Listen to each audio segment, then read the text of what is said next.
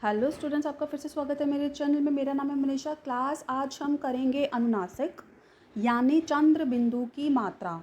वो आखिर कहाँ लगती है और किन शब्दों में हम चंद्र बिंदु का प्रयोग करते हैं, चलिए समझते हैं।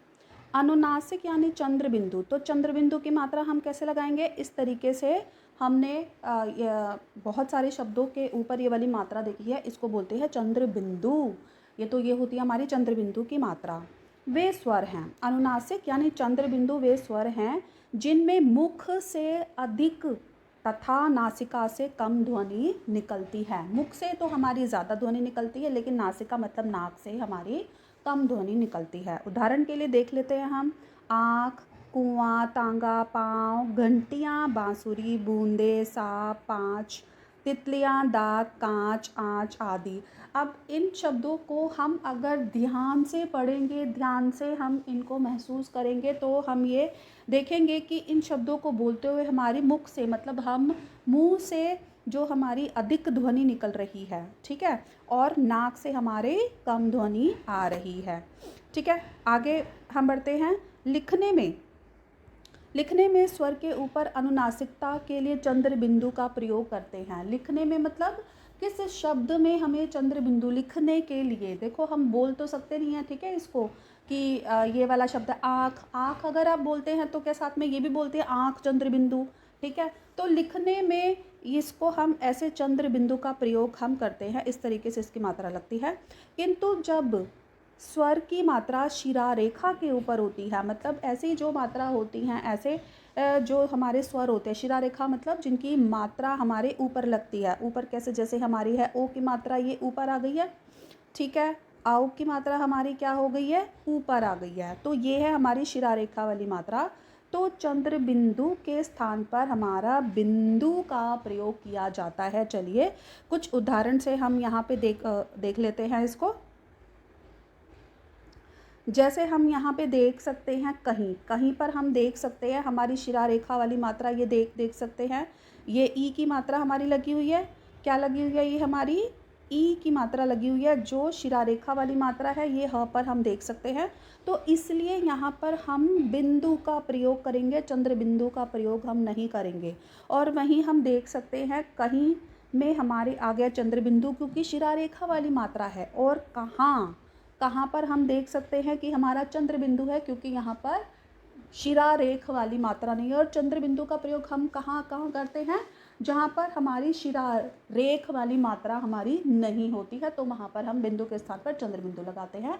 शिरा रेख वाले शब्दों पे, शिरा रेख वाली मात्राओं पे हम बिंदु का प्रयोग करते हैं। दूसरा हम यहाँ पे देख सकते हैं घाट यों पर हम देख सकते हैं शिरा रेख वाली मात्रा है और यहाँ पे चंद्र बिंदु के स्थान पर हमारा बिंदु का प्रयोग हुआ है। वहीं हमारी घंटियों, ये है घंटियाँ में हम देख सकते हैं, ये हमारे चंद्र बिंदु का प्रयोग हमने किया है। तो ठीक है, तो ये इस तरीके से हम चंद्र बिंदु का प्रयोग हम करते हैं। याद रखेंगे किन शब्दों में हम चंद्र बिंदु का प्रयोग हमने किया है? जिनमें मुख से अधिक ध्वनि होती है और नासिका से कम ध्वनि निकलती है, तो ऐसे शब्दों में हम करेंगे चंद्र बिंदु का प्रयोग। ऐसे शब्दों में हम करेंगे चंद्र बिंदु का प्रयोग। चलिए ठीक है, आगे हम समझते हैं। आगे हमने इससे पहले वाली वीडियो में हमने बिंदु के प्रयोग को अच्छे से समझ लिया था, ठीक है। तो जिन स्टूडेंट्स ने ये बिंदु के प्रयोग, किन शब्दों में हम बिंदु का प्रयोग करेंगे, कहाँ करेंगे, पंचमाक्षर का हमने परिवर्तन भी देखा था। पंचमाक्षर के रूप में इसमें परिवर्तन होता है। तो जिन स्टूडेंट्स ने वो इससे पहले वाली वीडियो नहीं देखी है तो प्लीज़ उसको ज़रूर देखेंगे। तो चलिए ठीक है, आगे हम समझते हैं। आगे अब इसमें हमने देखा है बिंदु और चंद्र बिंदु, तो चलिए कुछ इन दोनों में अंतर भी हम समझ लेते हैं। अनुस्वार मतलब बिंदु, ठीक है। अनुनासिक मतलब चंद्र बिंदु, ठीक है। अनुस्वार मतलब बिंदु, और जो बिंदु है उसको हम अनुस्वार भी बोलते हैं और चंद्र बिंदु को अनुनासिक कहा जाता है। पहला इसका जो अंतर है वो हम देख लेते हैं। अनुस्वार क्या है? हमारा व्यंजन वर्ण है, जबकि अनुनासिक हमारा क्या है? स्वर है। अनुनासिक मतलब चंद्र बिंदु, अनुस्वार मतलब बिंदु, ठीक है। दूसरा हम यहाँ पे देखते हैं, दूसरा क्या है हमारा? यहाँ पे है बिंदु मतलब अनुस्वार। अनुस्वार को पंचम अक्षर वाले अक्षर वाले वर्ण में बदला जा सकता है, लेकिन जो हमारा चंद्र बिंदु यानी अनुनासिक है उसको परिवर्तित नहीं किया जा सकता, उसको हम किसी भी चीज़ में नहीं बदल सकते हैं। अनुनासिक ध्वनि, जो ये ध्वनि होती है चंद्र बिंदु, ये स्वतंत्र ना होकर किसी अन्य वर्ण का ध्वनि गुण बन जाती है। ठीक है, किसी अन्य वर्ण पर अगर हम उसको लगाते हैं, जैसे क पे हमने चंद्र बिंदु लगाया है, ठीक है, ख पे अगर हम चंद्र बिंदु लगाएंगे तो जो क की ध्वनि है वो हमारी बदल जाएगी, ख की ध्वनि हमारी बदल जाएगी। ठीक है, तो आगे हम इसका तीसरा अंतर देख लेते हैं। बिंदु मतलब अनुस्वार, अनुस्वार बिंदु के रूप में लगता है, और दूसरा ये है अनुनासिक चंद्र बिंदु, अनुनासिक चंद्र बिंदु के रूप में लगता है। इसके बाद हम यहाँ पे देखते हैं चौथा हमारा जो अंतर है वो है बिंदु, इसकी ध्वनि मूलतः नाक से निकलती है। ठीक है, कंठ, कंठ, नंद, इसको हम देख सकते हैं कि हमारी नाक से निकलती है, और जो हमारे चंद्र बिंदु है उच्चारण में मुंह से अधिक हमारी ध्वनि निकलती है और नाक से बहुत कम ध्वनि या फिर सांस हमारी निकलती है।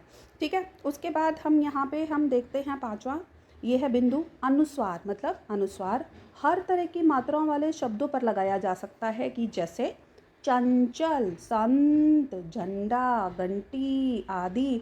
इसको हम ध्यान से पढ़ेंगे, और बहुत अगर हम धीरे धीरे इन शब्दों का उच्चारण अगर हम करते हैं तो हम ये देखेंगे कि हमारी नाक में हमें एक कंपन जैसा कंपन हमें अनुभव होता है।